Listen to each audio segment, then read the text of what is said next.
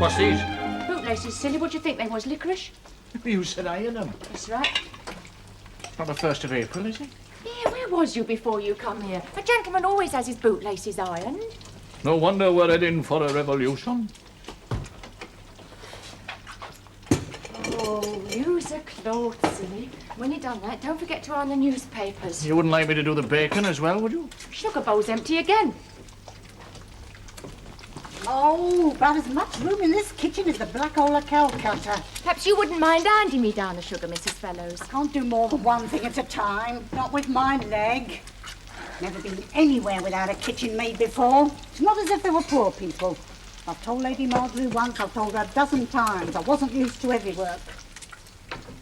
Here you are. I'll do the papers later, along with the postage stamps. Oh, Mrs. Fellows. Do you remember to order any more thick-cut marmalade? Oh, I can't remember everything. Not with mine, lad. Wow! Rose! Oh, that's your fault! Then I'll just have to do them again then, won't I?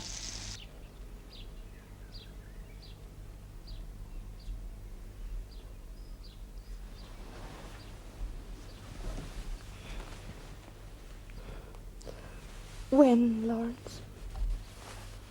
Later on, when we're more settled. I'm sure it shouldn't... What? What shouldn't what? Shouldn't worry you so much. We're husband and wife. At least everybody thinks we are. Well, perhaps we should have stayed just two people. 2 children, I'm afraid you mean, Lawrence. You said yourself, Elizabeth, that marriage is an out-of-date shibboleth. But, darling, if we'd simply lived together, I would still have wanted you to make a woman of me. Oh, what a fatuous expression. I don't know any other way to say it. Well, I should think not. Something positively unhealthy with your preoccupation with this... Goodness gracious, is this really Lawrence Curbridge, the Fabian poet? What about you and Evelyn Larkin? That was not as you imagine, and I prefer not to compare you with Evelyn. Why not? Because a pure woman is not supposed to care for such... So, neither of our mothers is a pure woman. Oh, now, please, don't try to be clever. We have no way of knowing what our mothers may or may not have felt, and I, for one, prefer not to contemplate anything so bizarre. Lawrence, if you could hear yourself. Of course I can hear myself. In Vienna, you said, when we get home, when we're in our own house, I'll marry you. Elizabeth, weren't you happy in Vienna? What's that got to do with it? A great deal, weren't you? Most of the time. I thought it was idyllic. I suppose so.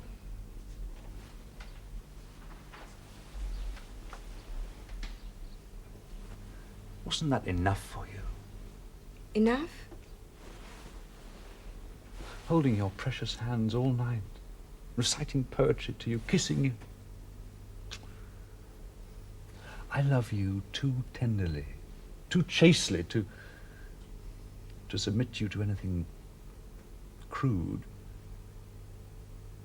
For me, it's bliss enough, just to...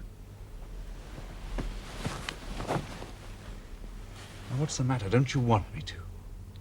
Of course I do, darling, but it makes me want...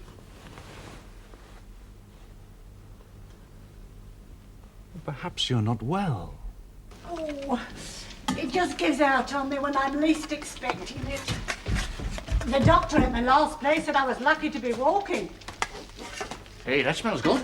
Yeah, you've had your breakfast. Aye, well, I never say no to second helpings. Get on with you. Takes me back to my old mam's kitchen in Abergavenny, there. Thomas, I'll do that. You get your master dressed, or all my nice breakfast will spoil. What about your leg, Mrs. Fellows? I can lift an iron. Mrs. Fellows is right. We must get them dressed. I'm all behindhand.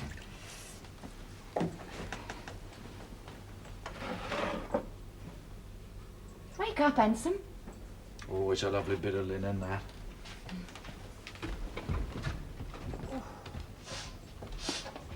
Oh, my God!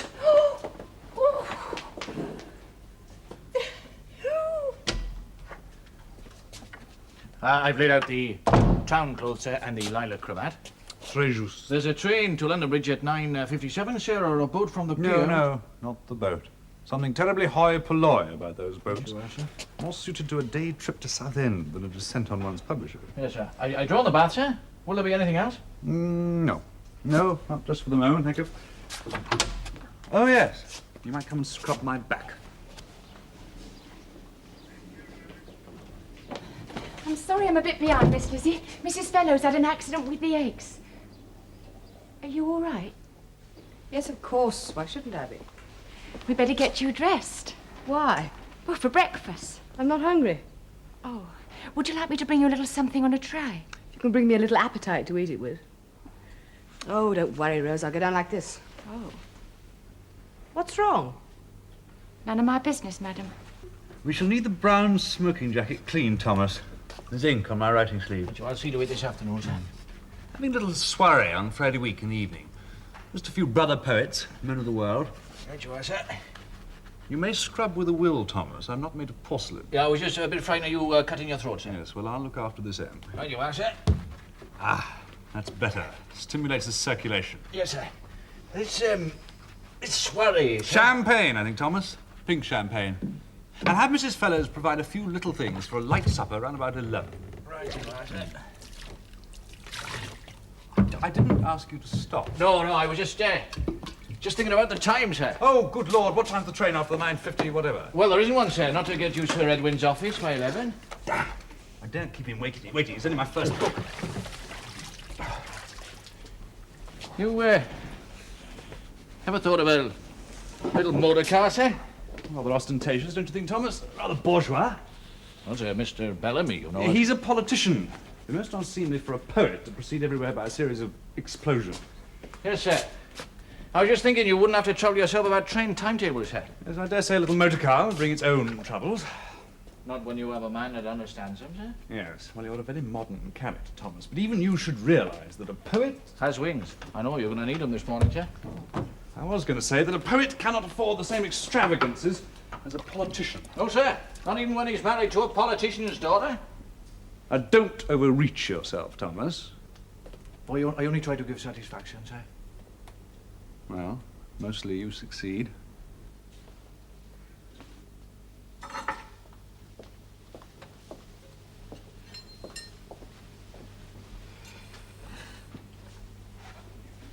Good God, what on earth's happened to the newspaper? Very sorry, sir. Bit of an accident. Won't happen again. Mrs. Fellow's leg, you see. I don't begin to understand. Good morning, sir. Morning, Rose. Nothing wrong with your leg, I trust. No, sir. Thank you, sir.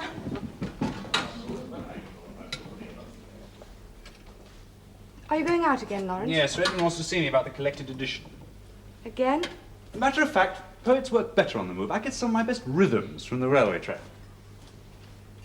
When am I to have the pleasure of meeting this famous Sir Edwin? Oh, next week, possibly, if he accepts. We're giving a little soiree to herald the publication. Are we? I'll speak to Mrs. Fellows about it. Well, I've already spoken to Thomas. Thank you. When will you be requiring me again? Perhaps I phrased it wrongly. Will you be requiring me again? Now, please, Elizabeth, don't be childish. No, we must be very grown-up people, mustn't we? Have you any idea, Lawrence, why we got married? This is a bad moment to examine our consciences. I've got a train to catch at 9:50, whatever. It's always a bad moment. Night, you're too busy writing. In the morning, you're hurrying up to London. Weekends, you spend with the Anstey's. Could I have an appointment, please? You cannot expect married life to be all daisies, you know. Haven't seen a single daisy so far. Well, say something, do. Leave me with some poetic gem that I can meditate on all day. I wish you'd dress for breakfast. Is that the best you can do? Still, if you want to behave like a poule de luxe. No, Lawrence, I'd much rather behave as a wife and mother. Is that so It's extraordinary? something we never discussed. I know. I must have taken it for granted. What on earth did we talk about, Lawrence? I have the impression we talked incessantly. What was it all about? I'm sorry, Elizabeth, but I'm really going to have to dash. And leave all that delectable nourishment. Man must work. And woman must weep. It doesn't necessarily follow. I'm afraid You don't love me, Lawrence. Oh, bosh. Utter bosh. Then why? Why what? Why shouldn't you want us to make something of our very own that we could share? You cannot love little lumps of flesh, and what are babies else? Dr. Johnson. Don't be patronizing. Anyway, I believe it not absolutely essential to have babies at first if one is careful. Oh, God, Elizabeth, not at breakfast. You won't talk about it in bed. You should see a doctor. Whatever for? You seem to be out of sorts. What a stunning observation. Elizabeth, I do detest sarcasm. And I detest being relegated to the position of a decorative doll. Especially since I don't feel particularly decorative I am anymore. sorry to have to say this, but you seem to me to be developing a wayward, morbid disposition.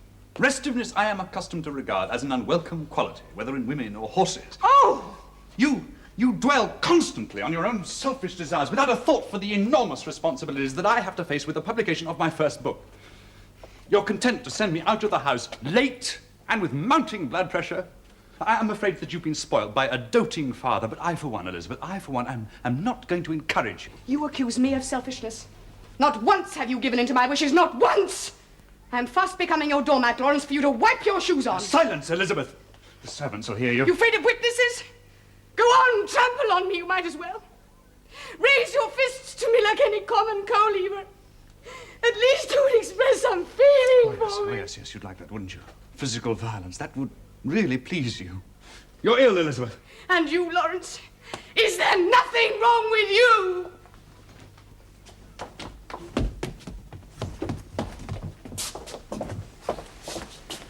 9:30 precisely, sir, and 15 minutes walk to the station. You'll just about do it if you put your best foot forward. Might I ask what time you'll be back for dinner, sir? Frankly, I have no idea.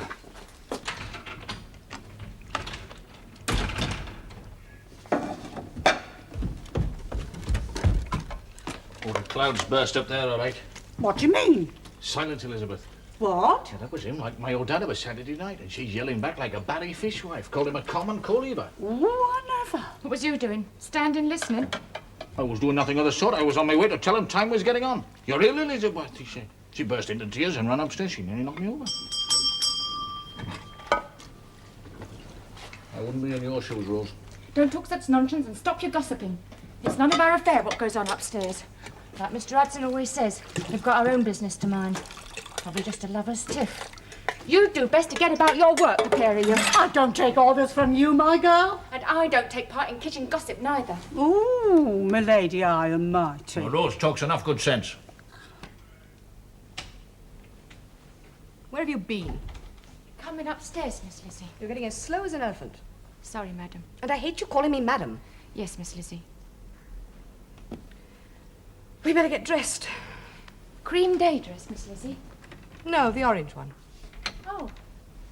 You going out, Miss Lizzie? No, I just feel like dressing up.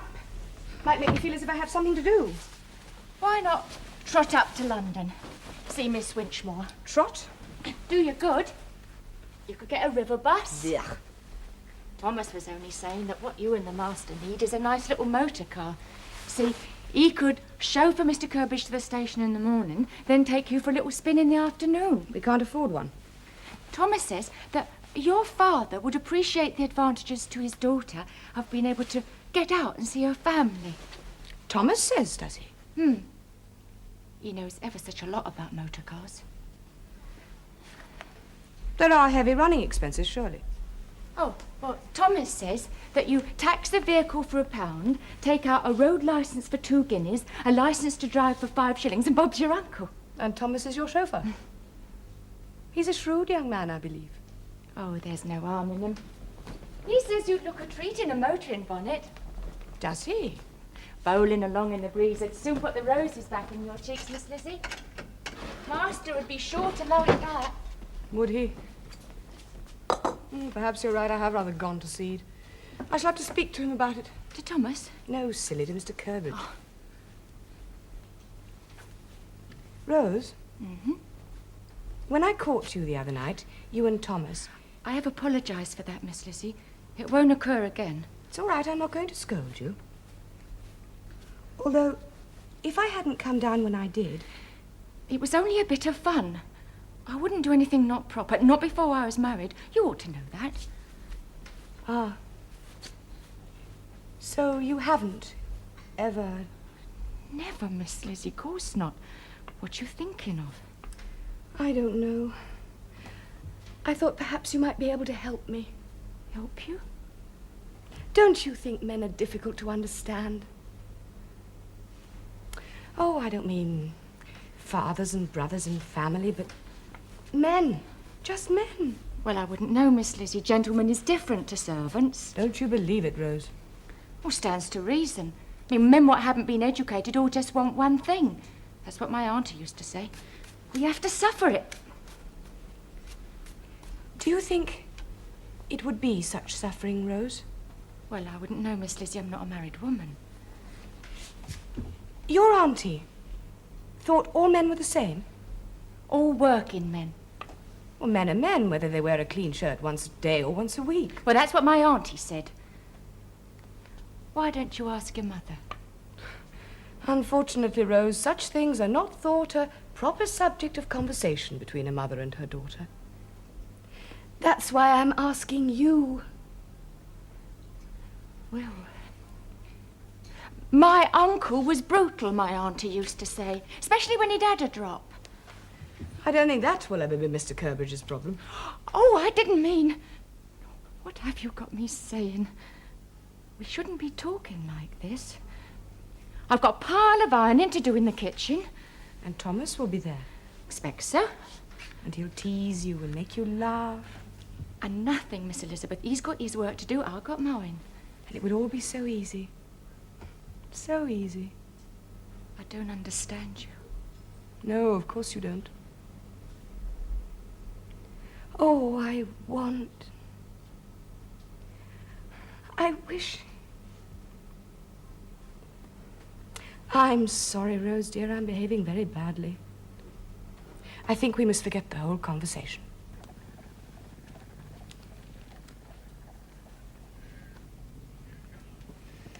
Nothing like first page proofs. I feel like a father. In that case, I suppose I'm the midwife. Mm-hmm. Will you have a glass of Madeira? Oh, thank you. Yes. But we simply must make room for some of these new Viennese ones you sent me. There's a completely new voice, a deeper sounding of experience. Marriage agrees with you, my dear. There are some things I don't understand. There you are. Thank you. For instance, this in Sonnet at Grinzing, which, by the way, is not a sonnet at all. Well, I didn't mean it technically. Well, never mind. But now these lines now... Yeah, pray elucidate, my dear. When we come near enough to touch, all beauty flies away. And when we draw too nigh the fount, the spring of life's decay... Well, now, is that descriptive of the fount or what? Oh, no, it's a verb. The spring of life is decay. Oh, I see. Sour thoughts for a young man on his honeymoon. And then there's this curiosity. But this we'll definitely leave out. Which? Venus arising from a zinc tub. Oh. Very Degas, my dear, but I don't think the public is quite ready for this sort of thing. Bright Botticelli never saw such vegetable stew. Now, Lawrence, that's naughty. Venus arising from her bath is not a vegetable stew. I meant the flesh all overcooked. It's sad stuff, my dear. One day you'll be able to print such things. Oh, I can print them all right, but nobody will buy them. Why, when your cups, when you wrote it, was meant to be funny. Neither. Well, my genius, you must learn to hoard all such aperçus until you're in the sere and yellow.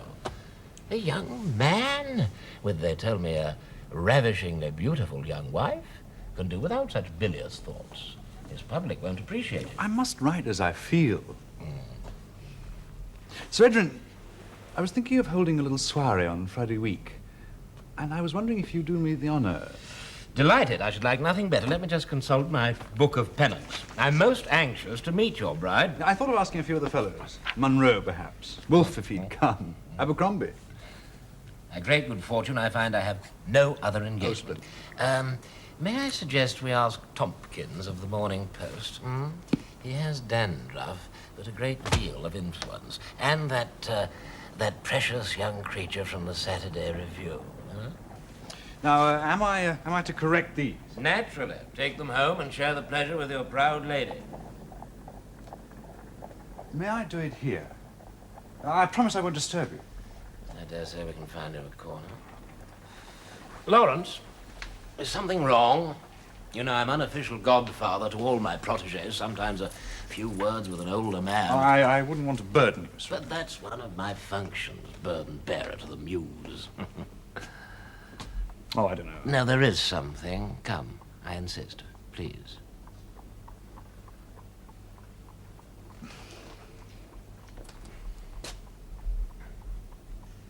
I sometimes think that I'm not the sort of man who should ever have got married.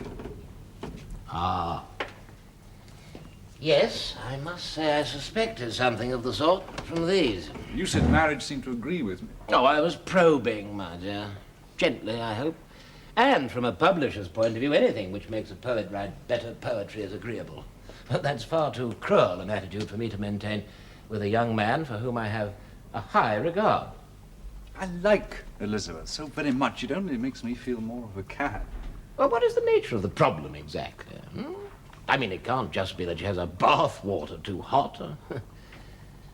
Oh, forgive the levity. Have some more medicine. Hmm? I suppose... Oh, I don't know. I suppose one's just too poetical about life altogether. It's all in the mind, in visions, like Swinburne. Anything practical revolts me. So the honeymoon was a bit of a shock to you. More or less, yeah. But if you love each other, you may reach a modus vivendi in time. No, I don't think so. Elizabeth has a very physical nature. I don't think she'd ever be happy with a platonic arrangement. Oh. In fact, I think it may be making her rather ill. Oh, my dear. You've talked about it. A little, yeah. Brave. And the worst part of it is I cannot work. I haven't written a line worth repeating since we went to Greenwich. Everything's just gone out of me. I see those great reproachful eyes and... If only It's no good. That side of her nature revolts me.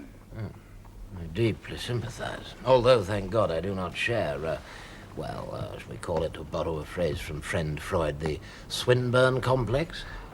What can I do? Oh, for the moment, nothing. And certainly nothing that disgusts you. That will only succeed in disgusting her, and then we shall have two sad youngsters on our hands. It would be 1,000 pities if she were to sacrifice her warm nature. As fond as I am of you, my dear, I'm torn for the two of you. See, I've no wish to keep her from her... well, I suppose her needs. I just know that it's not in me to... I cannot see her in that light. I love and respect her far too much.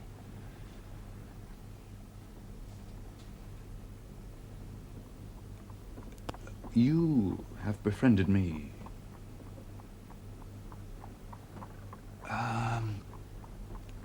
Could you... Befriend her?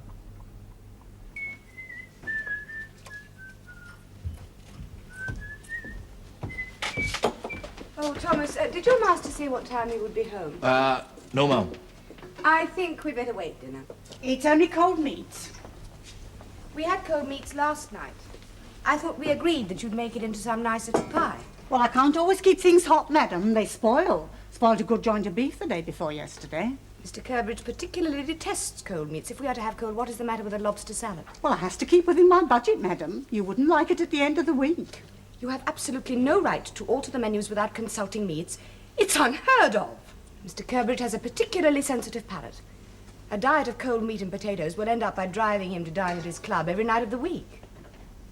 If Mr. Curbridge is going to be very late, well, perhaps there would be time to make it into something nice. Who's asking you, Rose? We don't know for certain that he's going to be late at all. Well, there you are then, madam. What am I to do? Oh, use some imagination, Mrs. Fellows. I'm sure Mrs. Bridges would have had a solution. I don't stand for no comparisons. I was engaged for good plain cooking, nothing fancy. For heaven's sake, is nobody going to listen to me upstairs or down?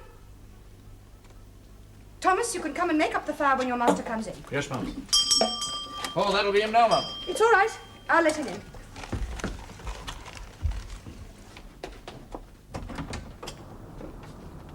Elizabeth, where are the servants?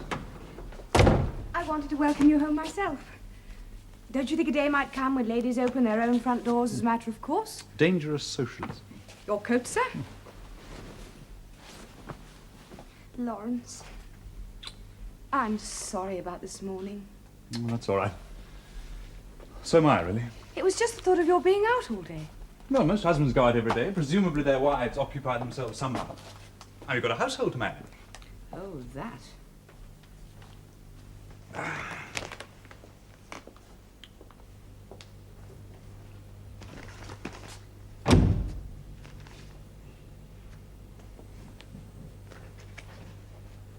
Lawrence?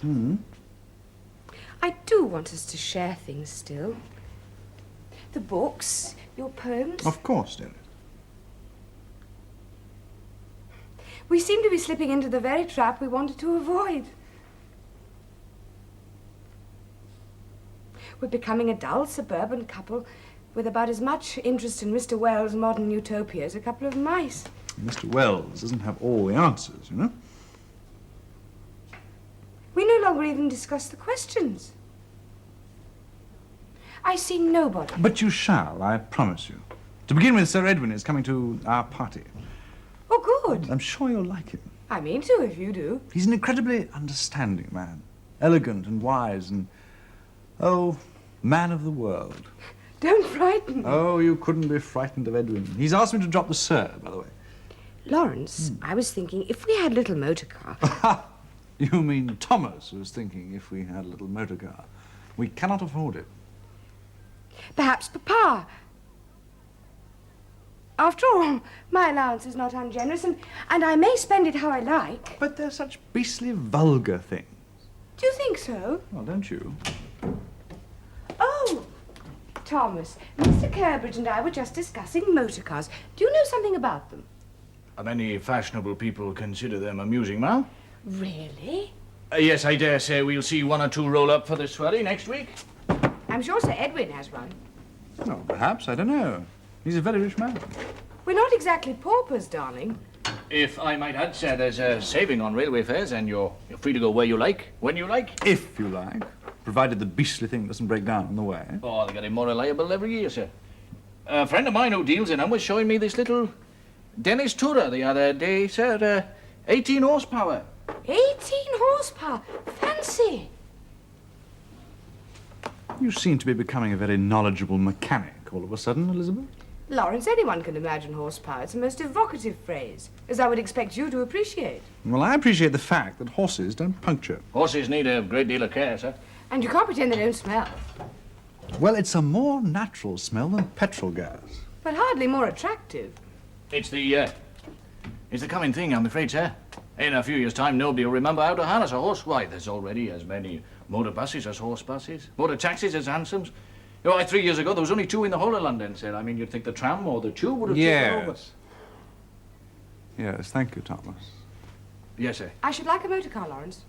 That will be all, Thomas. And I shall pay for it out of my own allowance. I know Father will advance me what I need. Thomas!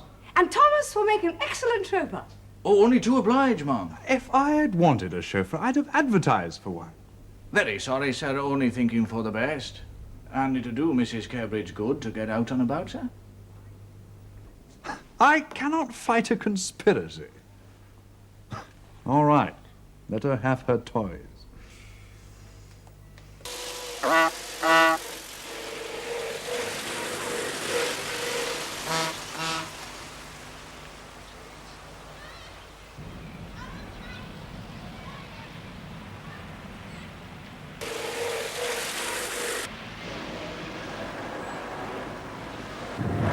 turn! My turn to drive!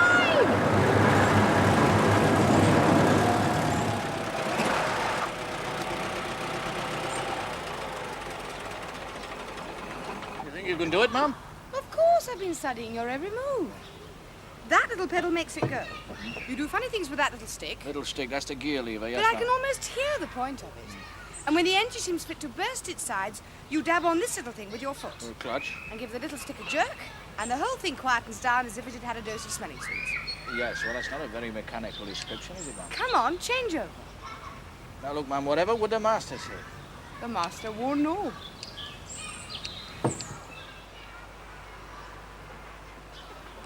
Now, when I turn her over, push that little lever forward, right? Right.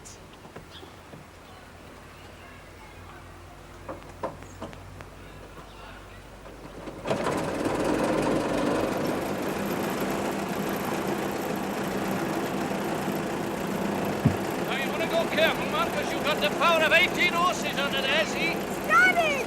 Now, what do I do first? Right. Put on the clutch. All the way down. Now then, into first gear with the gear lever. That's it. And put off the clutch. Now, there you are, see? Slowly.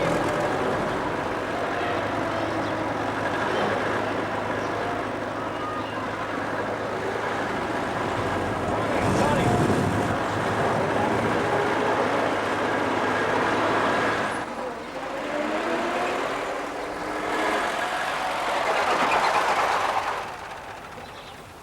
I just need to master the steering. Such a little movement makes it go such a long way. Yes, ma'am. Are you all right, Thomas? You weren't nervous, were you? Oh, but it was exhilarating. Exhilarating. Yes. Oh, yes, that's a word. It'll be a flying machine next, I shouldn't wonder.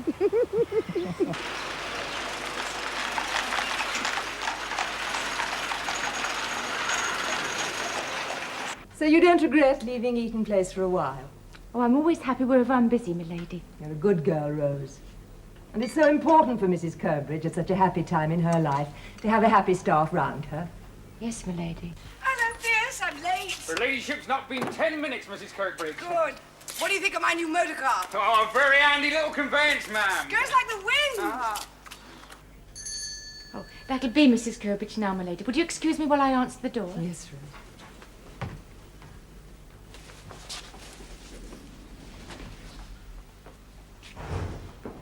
Mama, what a lovely surprise. I shan't be 2 minutes. I must just remove these things. I'm covered in dust. You look like a Valkyrie. I shan't be long. Rose!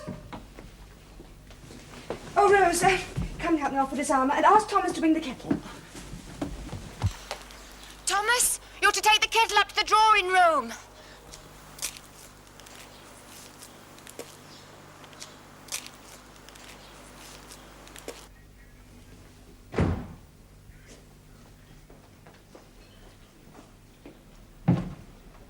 Excuse my attire, milady. Mrs. Curbridge has just been for a drive. That's all right.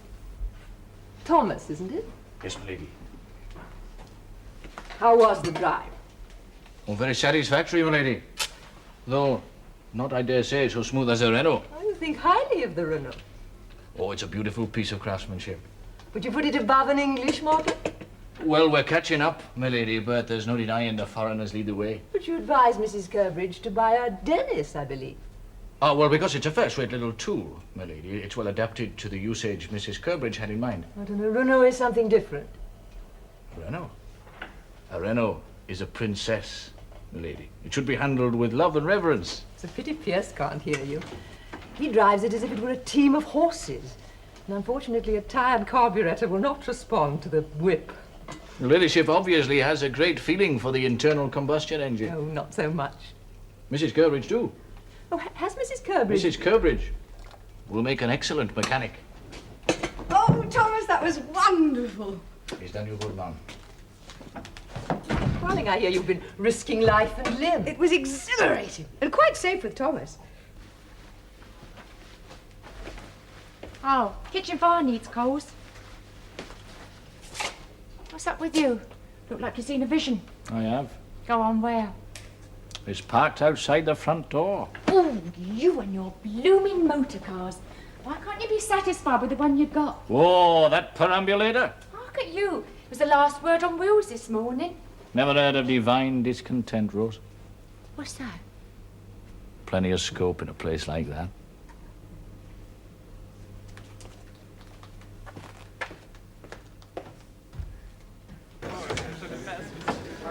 Good evening, sir. Good evening. Edwin, you found us then in our little suburban hideaway.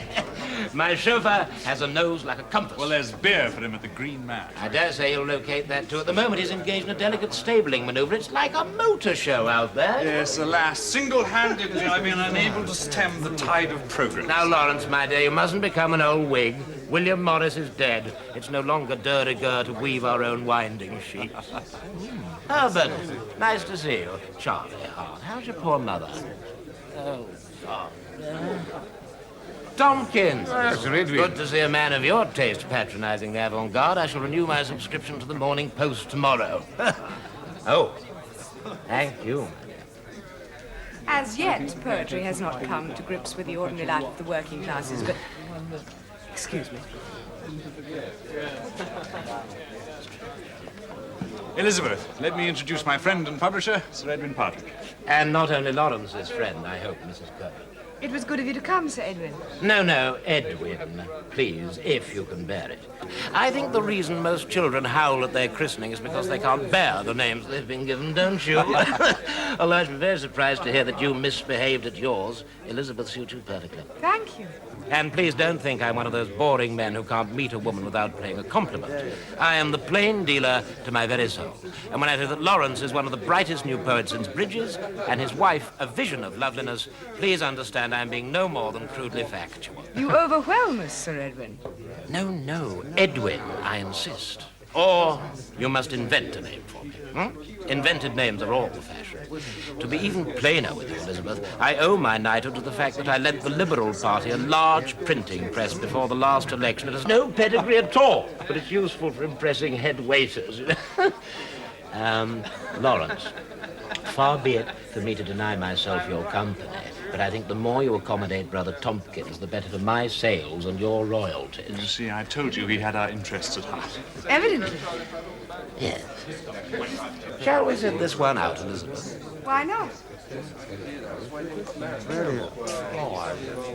You seem to be the lone woman in a sea of masculinity. I'm afraid so. It wasn't my idea. Well, there are women writers, of course, but they generally turn out to be governesses or spinster companions or doll company of some sort. What about Mrs. Browning? Oh, what indeed. The Brontes? Ah, yes, I was thinking of poets. Emily. Ah, yes. The exception to every rule, yes. Don't you find hers a very masculine talent, Elizabeth? I admit no difference between the sexes in matters of talent. Do you? Oh, you surprise me. I find the greatest charm is in their difference. Now, please don't misunderstand me. I'm in no sense undervaluing the woman's role in life and affairs. No. Without women, I doubt if we men would do any of the things we do. Govern, make wars, build, write, compose. No. Woman is the lodestar to whom man in his darkness turns. Where would Lawrence's verse be without you? Pretty much where it was before he met me, I expect. Oh, you undervalue yourself, Elizabeth. The poems he has written since his honeymoon show an entirely new depth, don't you agree? Well? I didn't know he'd written any. Oh, he hasn't shown them to you? No. Well, one can understand that when one is fishing in one's troubled soul. There it is. You bear a great responsibility, Elizabeth, like Dante's Beatrice or Shakespeare's Dark Lady. They were not married. I fear the wife has to be content with a second bed. Oh, witty. How could he fail to marry you, poor chap, when you pile wit and knowledge on top of beauty? Here. Who's he? Sir Edwin Partridge, the master's publisher. I think he's lovely. Aye, well, he's an old fox. You take care, Rosie. You'll have your chickens if you're not careful. Oh, you are wicked. Aye, so is he. You mark my words.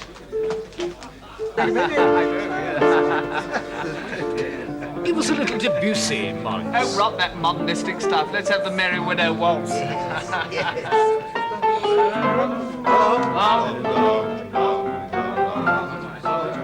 No, such seductiveness as yours is sheer cruelty to poets, and ought to be put down by an act of Parliament. I don't care much for being teased, Sir Edwin. And I'm afraid light banter is not my forte. I shall bore you. Excuse me. Mine neither, Elizabeth. It's a performance I've acquired to compensate for hideous bashfulness. Beneath the peacock is a partridge, and a very humble one. But if I let him out too often, he'll be shot. Try to understand. And tell me about Vienna. Vienna is glorious, but somehow... You will think me very earnest. Somehow poised for a decline. There's a smell of death in the air. Something like that. How did you know? I was there last season. You felt it too. What sensitive person could fail to? I don't think Lawrence did. Ah, Lawrence no doubt had other preoccupations. Interior ones. Does he tell you about his preoccupations? He doesn't need to. He speaks in his verse. Isn't this an atrocious melody? No lean meat, only fat. It sums up our era, I'm afraid. Confess you didn't expect me to be a critic of the age. No. You must learn to ignore appearances, Elizabeth. Your honest Iago is very often an Iago, and your fool may be as wise as Lear's. Please say something to stop me talking so much. With a woman of your character, I'm always afraid of making an idiot of myself. Are you going to give us a foretaste of these new verses? I've had a few more of these. Hello. We're going to need the miracle of the wedding breakfast before these nights out, Rose. I've never known such a thirsty lot. Ah, well, they're artists, you see. They see life true, so they can't face it sober. Miss Lizzie's already had more than's good for her. I never known her so tiddly. Yeah, the master ought to take more care of her. I'd allow no man to flirt with my wife under my very nose. There you are, there's the next instalment of gaiety. Hang on a minute. Gotta taste it first, and I make sure it's not corked.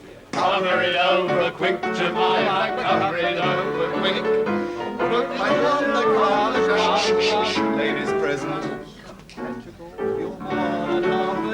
Lady present and preoccupied. Sir Edwin seems to be monopolising your wife, Lawrence. Well, they both have an excellent taste in people. It's all in dreamy white porcelain. Really? Head of a child. It's the divinest thing you ever saw. I fell in love with it, so lovely Lawrence bought it for me. Hello, lovely Lawrence. Lawrence, my dear, come and join us. Elizabeth was just telling me of a piece of Capodimonte you picked up in Vienna. Picked up? Yes, that's rather an understatement. It's too heavenly. I've discovered Sir Edwin is a connoisseur of porcelain. Sir Edwin's a connoisseur of everything. I should simply adore to see it. Unfortunately, it's in our bedroom, and I hardly dare to fetch it down here. Come, my children. Lead me the way. I've not come all the way to Greenwich to be denied the sight of a piece of Capodimonte. Lawrence could show you. No, I must have it displayed by its owner. Lawrence, like so many poets, has no visual sense at all. Isn't it sad how an overdevelopment of one sense can so often lead to an undernourishment of another? Did you know that Swinburne was tone deaf? But that is where we connoisseurs come into our own. All our sensibilities are equally well nourished. Thomas, keep the champagne in circulation. I shall be back directly. Yes, sir.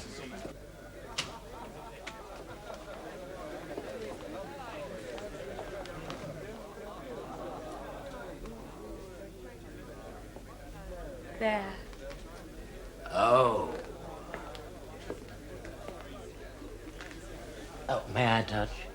Of course. Oh, it's exquisite. But I think a Bagna Cavallo, almost certainly, you know. Yeah. Its innocence takes one's breath away. Eh, Lawrence? Oh, Lawrence doesn't like children. Heaven lies about us in our infancy, Lawrence. I don't disapprove of childhood. Only children. It's beautiful. I almost feel... Elizabeth, don't you sometimes think in the half-light... How could you guess? Oh. What an exquisite dream for an exquisite dreamer. Why suffer still more muddy birth, each pullulating spring? Why water so the turning earth, while peasants stamp and sing? Let's close the book of life, he said. Let lovers breed no more. Let's laugh until we all are dead, and lie on Cairn's shore.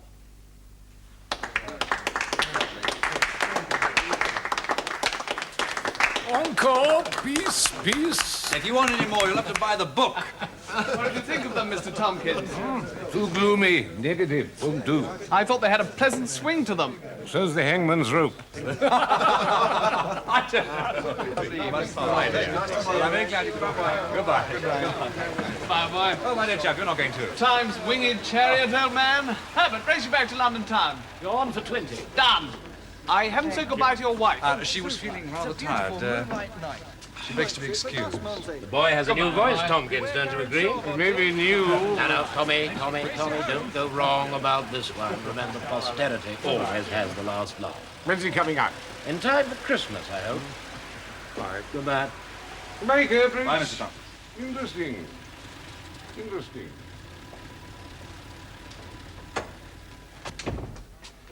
Thank you, Lawrence, for a delightful evening. And please thank Elizabeth, too. A woman of exquisite sensibility, Lawrence. You are to be envied. Am I, Edwin? Be tender, be gentle, be tolerant. That sounds like a poem. Life is a poem, Lawrence.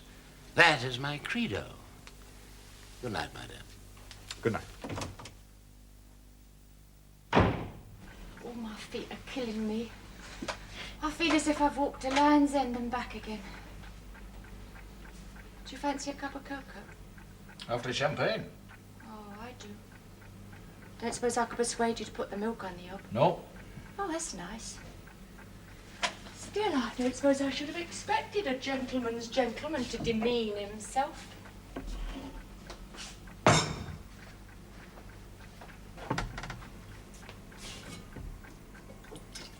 You've gone quiet all of a sudden. Aye, well, there's been enough babble in this house to last a week in Babylon. I'm not joking. Your precious mistress. Well, what about her? Never you mind. I got my eyes open at any rate. What you on about? Our respected employers. What about them? They're like a couple of children playing with fire. Because they drank a lot of champagne and spoke some rhymes out loud. You're too innocent, Rose. Pooh. It's 5:30. 1:30. I'm going to get up at 5:30. Hardly seems worthwhile going to bed. I think I'll lie in tomorrow, Rose. He pushes for horses. Ask young Lawrence to lay out my dark suit, will you? I'm going to his funeral. Be your funeral, more like. Here, you might wait till I've gone to bed. Good servants shouldn't see such things, Rose. Wait a tick. Take me cocoa up with me. Rose! What? Do you want to be a servant all your life, love? I ain't never thought about it. You got no ambition. I've got a good enough place. If only you had a bit of ambition, Rose. You're not a bad looker if you let your hair down. I seen worse in the quarters at the Empire. Yeah, you mind your manners. Don't you like me just a little bit, Rose? As long as we've got to work together. I don't fancy lingering much longer in this place, and that's a fact. Why ever not? There are places and places. You want to mind our references? You explain yourself, Tom Watkins. You explain what you mean. Them as has ears to hear. Let 'em hear. Good night, Rose. I don't understand you. Well, give us a kiss then. Not sure I want to. It'll take stronger than you to hold my ropes, love.